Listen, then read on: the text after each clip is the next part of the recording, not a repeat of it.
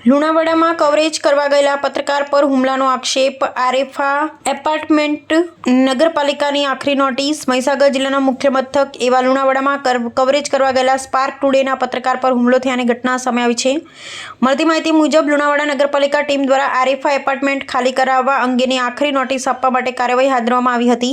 આ કાર્યવાહીનું કવરેજ કરવા પહોંચેલા પત્રકાર સાથે એપાર્ટમેન્ટના માલિકો અને ભાડુઆતો દ્વારા બોલાચાલી થયા બાદ હુમલો કરવામાં આવ્યા હોવાના આક્ષેપો સામે આવ્યા છે। આ ઉપરાંત પત્રકારના ઘરે પણ એપાર્ટમેન્ટના માલિકો અને ભાડુઆતના ટોળા દ્વારા હુમલો કરવામાં આવ્યા હોવાના આક્ષેપો કરવામાં આવ્યા છે। ઘટનાને પગલે લુણાવાડા શહેરમાં પત્રકારોની સુરક્ષા અને સમગ્ર મામલે કાયદેસરની કાર્યવાહી અંગે ચર્ચા શરૂ થઈ છે। પત્રકાર પર થયેલા કથિત હુમલાની ઘટનામાં પોલીસ દ્વારા નિષ્પક્ષ તપાસ કરી જવાબદારો સામે કાયદેસરની કાર્યવાહી કરવામાં આવે તેવી માંગ ઉઠી રહી છે। દરમિયાન લુણાવાડા નગરપાલિકા દ્વારા આરેફા એપાર્ટમેન્ટના બિલ્ડર તેમજ માલિકને એપાર્ટમેન્ટ ખાલી કરવા અંગેની આખરી નોટિસ આપવામાં આવી હોવાનું જાણવા મળ્યું છે।